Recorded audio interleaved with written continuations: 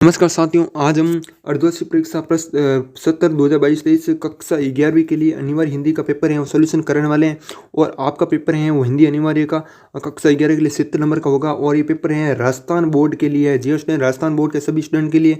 तो अब हम चलिए क्वेश्चनों की तरफ बढ़ते हैं। खंड अ में क्या दिया हुआ है कि निम्नलिखित अपठित गद्यांश जो ये गद्यांश दिया हुआ है 7 नंबर का, इस गद्यांश को पढ़ना है और नीचे दिए गए प्रश्नों के उत्तर हैं वो देने हैं। ठीक है, तो ये प्रश्न दिया हुआ है, इस गद्यांश को आप इस रोक कर हैं वो देख सकते हो। मैंने तो बाकी पढ़ लिया है इसे। ठीक है, उसके बाद पहला क्वेश्चन है, ईर्ष्यालु व्यक्ति किस आदत के कारण दुख उठाता है। तो किस आदत के कारण दुख उठाता है? अपने अभाव को देखकर, अपने जो भी अभाव है उसको देखकर, या फिर दूसरों की निंदा करके, या फिर दूसरों की वस्तुओं को देखकर, या फिर अपनी वस्तुओं को देखकर। अपनी वस्तुओं को देखकर तो क्यों मतलब दुख उठाता है? तो आपका क्या हो जाएगा, दूसरों की वस्तुओं को देखकर है वो दुख है वो उठाता है। ठीक है, तो मतलब दूसरों से तुलना करता है। तो ये आपका आंसर राइट हो जाएगा, यहाँ पर ये लिखा हुआ है ना। उसके बाद नेक्स्ट है, अपनी तुलना दूसरों के साथ कौन करता है? तो कौन करता है आपको पता है, ईर्ष्यालु व्यक्ति है वही करता है। तो आपका क्या हो जाएगा, वो ऑप्शन है वो राइट आंसर हो जाएगा। उसके बाद ईर्ष्यालु अपनी पास की वस्तुओं से आनंद नहीं ले पाता। क्यों नहीं ले पाता? क्यों? उसकी लालसा और अधिक पाने की होती है, उसके पास वस्तुओं का अभाव होता है, वह दिन रात परिश्रम करता है, वह चिंता मग्न बना रहता है। तो क्या होगा, उसकी लालसा है ना वो और अधिक पाने की होती है, मतलब वो जलन है वो करता है, ईर्ष्यालु व्यक्ति है ना। तो आपका ओ ऑप्शन है वो करेक्ट हो। उसके बाद अपने अभावों के बारे में निरंतर सोचने में ईर्ष्यालु व्यक्ति क्या करता है, आनंदित हो जाता है, उद्यम प्रारंभ हो जाता है, दुख को भूल जाता है, दूसरों को विनाश में लग जाता है। मतलब जो अपने पास खुद के पास वो वस्तु नहीं है, ठीक है, तो वो क्या करेगा, दूसरों के विनाश में लग जाए, मतलब कि उसके पास है इसके पास है किसे, तो उसका क्या करेगा, नुकसान है वो करेगा, विनाश है वो करेगा। तो दो ऑप्शन है आपका करेक्ट हो जाएगा ना। बाकी इसमें आप देख सकते हो ढूंढ के, ठीक है, तो यही आंसर है। ठीक है, अपने अभाव पर दिन रात सोचते होते वो प्रक्रिया को भूलना विनाश में लग जाता है। किसमें, मतलब अपने अभाव पर दिन रात सोचते सोचते वह किस प्रक्रिया को भूल जाता है और विनाश में लग जाता है। किस पद्धति को भूल जाता है, उन्नति को भूल जाता है, मतलब खुद का है बड़ा दिन तो भूल जाता है और दूसरों के विनाश में वो लग जाता है ना। ये अभी मैंने बताया, दूसरों के विनाश में लग जाता है ना। तो निरंतर सोचने से ईर्ष्यालु व्यक्ति है ना, तो उन्नति में को तो भूल जाते हैं और विनाश में लग जाता है ना। तो आपका जो ऑप्शन है करेक्ट हो। ईर्ष्यालु शब्द में प्रयुक्त प्रत्यय बताइए, ईर्ष्यालु शब्द में है ना, इसमें कौन सा प्रत्यय है वो बताना है आपको। का आंसर आपको कमेंट में है बताना होगा। बहुत ही आसान क्वेश्चन है, ये आपके ऊपर है वो छोड़ना हुआ है ना। मुझे आता है लेकिन मैं आपको ऊपर छोड़ रहा हूँ। उपयुक्त गद्यांश का उपयुक्त शीर्षक दीजिए। उपयुक्त गद्यांश का उपयुक्त शीर्षक है क्या है, ईर्ष्या। क्या है, ईर्ष्या। ईर्ष्या मतलब दुख और क्रोध की भावना है। ठीक है, क्योंकि किसके पास कुछ है और या कोई है जिसे आप चाहते हैं। ठीक है, तो वो होगी आपका ईर्ष्या। उसके बाद निम्नलिखित अपठित गद्यांश को ध्यानपूर्वक पढ़कर नीचे दिए गए प्रश्नों के उत्तर देना है। और ये भी आपका 7 नंबर का क्वेश्चन है वो बनता है। ये जो पद्यांश है वो पढ़ना है और उसका उत्तर देना है। ठीक है, तो आप ये ऐसे पढ़ सकते हो रोक कर वीडियो को, और उसके बाद उनका उत्तर दें। अंबर किसकी चादर बनने, अंबर है वो किसकी चादर बने, दुखों की, दास्तानों की, या फिर भावनाओं की, या फिर सुखों की। तो इनमें से इसका आंसर है वो दिया हुआ है अंबर बनने सुखों की चादर। ठीक है, तो आपका कौन सा राइट हो जाएगा, दो ऑप्शन है वो राइट हो जाएगा, सुखों की है ना।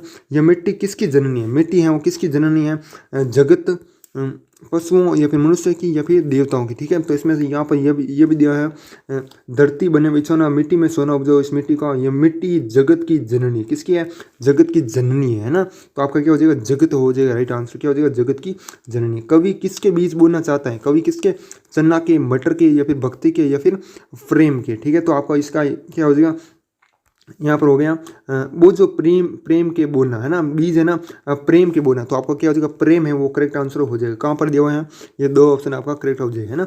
कवि किस प्रकार के साधक बनने के लिए आह्वान कर रहे हैं। ठीक है, अहट योग, भक्ति योग, ज्ञान योग, या फिर कर्म योग। ठीक है, तो इसमें भी यही आंसर है आपको यहाँ पर मिल जाएगा। ठीक है, उसके बाद नेक्स्ट है हमारा श्याम सलोना क्या पीकर मुस्कुराता है। जो श्याम सलोना है वो क्या पीकर मुस्कुराता है, जल, दूध, दही, केवल दूध, या फिर केवल दही। ठीक है, तो इसमें से कौन सा हो जाएगा, आपका दूध है वो दही है वो राइट हो जाएगा।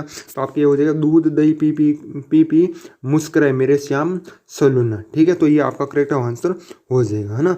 उसके बाद नेक्स्ट है हमारा अंबर का शाब्दिक अर्थ लिखिए। जो अंबर है उसका शाब्दिक है वो अर्थ लिखना है। अंबर का क्या हो जाएगा, आकाश है। क्या हो जाएगा, आकाश। उसके बाद नेक्स्ट है हमारा उपयुक्त पद्यांश का उचित है वो शीर्षक देना। उपयुक्त पद्यांश का उचित है वो शीर्षक देना। क्या हो जाएगा उचित शीर्षक इसमें, धरती या फिर धरती माँ कह सकते हो। क्या हो जाएगा, धरती या फिर धरती माँ। ठीक है, तो आपका ये करेक्ट आंसर हो। जिसके बाद निम्नलिखित पद्यांश की सप्रसंग व्याख्या है वो करनी है। जो पद्यांश है वो दिया हुआ है, ये 3 नंबर का है, ज़्यादा नहीं है, 3 नंबर का ही है, और इसकी व्याख्या वो करनी है। पहले प्रसंग लिखना है, मतलब कौन से चैप्टर से लिए गए।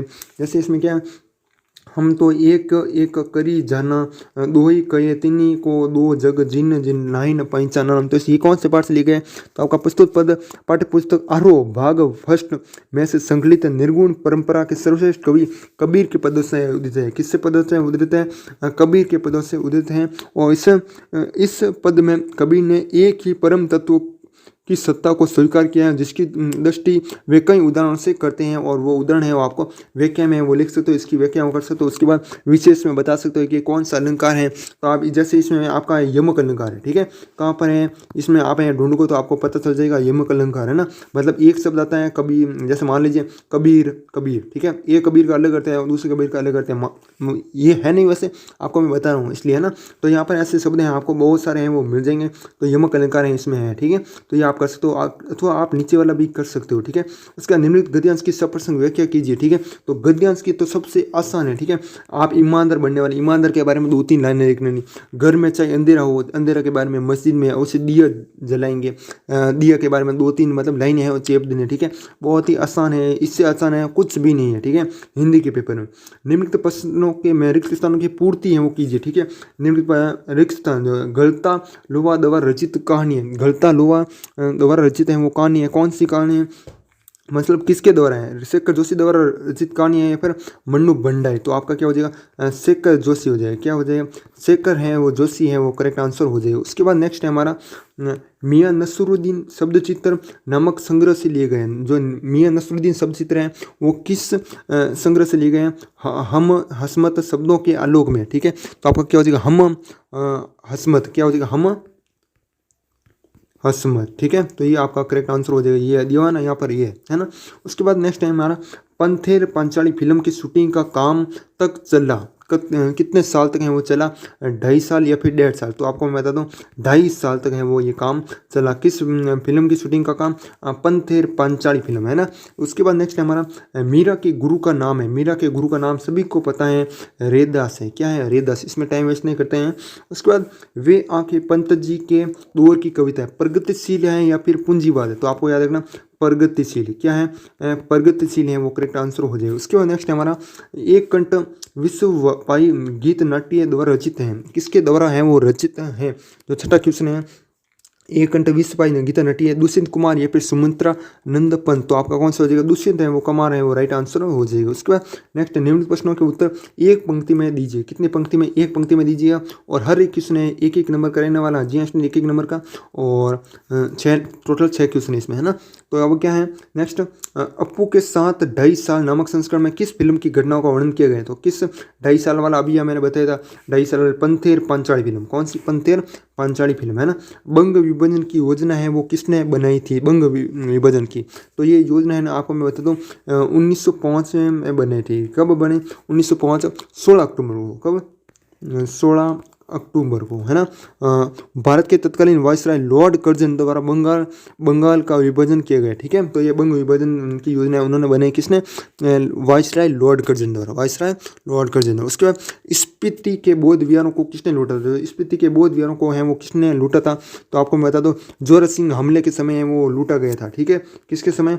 जोरा वीर, सॉरी एक मिनट, सही लिख रहा हूँ आपके लिए ना, जोरावीर, ठीक है। जोरावीर हमले के समय के हैं लूटा गया, ठीक है। तो ये आपका करेक्ट आंसर होती है। उसके बाद सुमित्रा नंद पंत ने वे आंखें में संदेश वाक्य है वो किससे बनाया? तो किससे बनाया?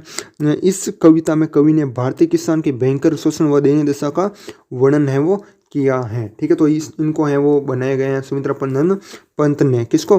किसान के भयंकर शोषण व दयनीय दशा का, ठीक है। तो आपका ये हो जाएगा आपका करेक्ट आंसर। उसके बाद नेक्स्ट हमारा 5वां, एक मिनट इसमें आगे हम निकालते हैं, इसको कट करते हैं। प्रत्येक कविता किस काव्य से संकलित है? प्रत्येक कविता किस काव्य से संकलित है? तो खंड काव्य। किस काव्य से? खंड काव्य से संकलित है। तो आपका खंड काव्य राइट हो जाएगा। उसके बाद मीरा की भक्ति किस प्रकार की मानी जाती है? मीरा की भक्ति है ना माधुर्य भाव की मानी जाती है। किस प्रकार की? एक मिनट, इसको इस तरह से लिख सकते हैं, माधुर्य ऊपर और भाव की, ठीक है।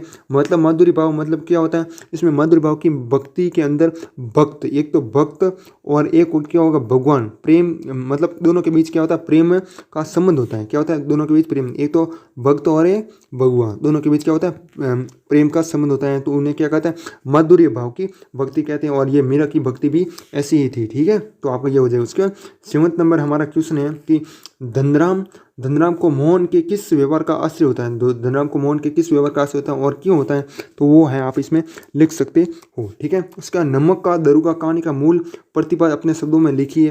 ठीक है, तो ये आप लिख सकते हो। उसके बाद हमें ये है ना, आपको मैं ये आगे क्वेश्चन है वो करने वाला हूँ। जी हाँ, ये आगे करने वाला, ये आपको मैं समझा दूंगा एक बार।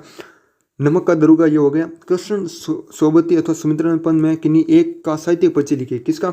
कृष्ण सोबती और सुमित्रानंद पंत में से किसी एक का है वो लिखना है। और मियाँ नसरुद्दीन के चरित्र की विशेषता स्पष्ट करो, ये 4 नंबर का क्वेश्चन है। और उसके बाद यह आप नीचे वाला भी कर सकते हो। संदेश ग्रहण करने और भेजने में असमर्थ होने पर एक अनपढ़ लड़की को किस वेदना और विपत्ति को भोगना पड़ता है, अपनी कल्पना से लिखिए। जो अपनी कल्पना है वो आपके विचार हैं वो लिख सकते हो। और उसके बाद खंड 6 हमारा देता है, और ये 4 नंबर का रहने वाला है। 4 क्वेश्चन है, मतलब 11 का क्वेश्चन।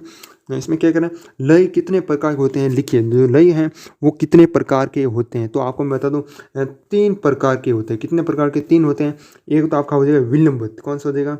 विलंबित। जिनको नहीं पता है, जिनको लिखना नहीं आता है, मतलब कैसे लिखते हैं, उनको मैं बता रहा हूँ, विलंबित हो गया। और एक हो गया आपका मध्य। क्या हो गया?